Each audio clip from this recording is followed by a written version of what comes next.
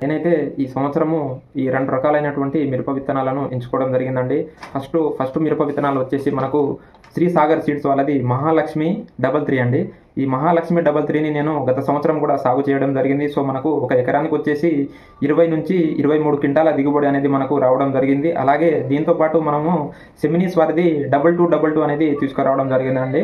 ఈ మహాలక్ష్మి 33 ఒక 10 ప్యాకెట్లు, అలాగే దీంతో పాటు ఈ సెమినీస్ 2222 అనేది కూడా మనము ఒక 10 ప్యాకెట్లు, మొత్తం 20 ప్యాకెట్లను తీసుకొచ్చి మనము మన ఇంటి దగ్గరనే మిరప విత్తనాలను వేసుకోవడం జరిగింది.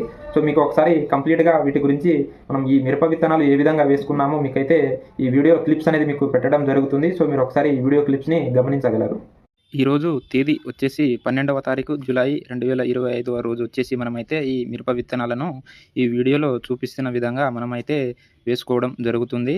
సో ఈ ముఖ్యంగా మహాలక్ష్మి 33 మరియు సెమినిస్ 2222 ఈ 2 రకాలను ఎంచుకోవడానికి ముఖ్య కారణం వచ్చేసి మనకు ఈ 2 సీడ్స్ అనేది మంచి దగ్గరి కాపు అనేది రావడం జరుగుతుందండి. అలాగే దగ్గరి కాపుతో పాటు మనకు కాయ యొక్క సైజు, అలాగే కాయ కలరు మరియు కాయల గింజల యొక్క నాణ్యత అనేది కూడా మనకు అధికంగా ఉండి మనకు మంచి దిగుబడి అనేది రావడానికి ఆస్కారం ఉంటుంది. అలాగే ఈ 2 మిరప విత్తనాలు వచ్చేసి మనకు అన్ని రకాల నల్లిని, అలాగే బొబ్బెర వైరస్ను, అలాగే పై ముడత కింద ముడతను తట్టుకొని అధిక దిగుబడి మనకు గత సంవత్సరం వచ్చింది. కాబట్టే ఈ సంవత్సరం మనము మళ్ళీ ఇవే సీడ్ని మనమైతే వేసుకోవడం జరుగుతుందండి.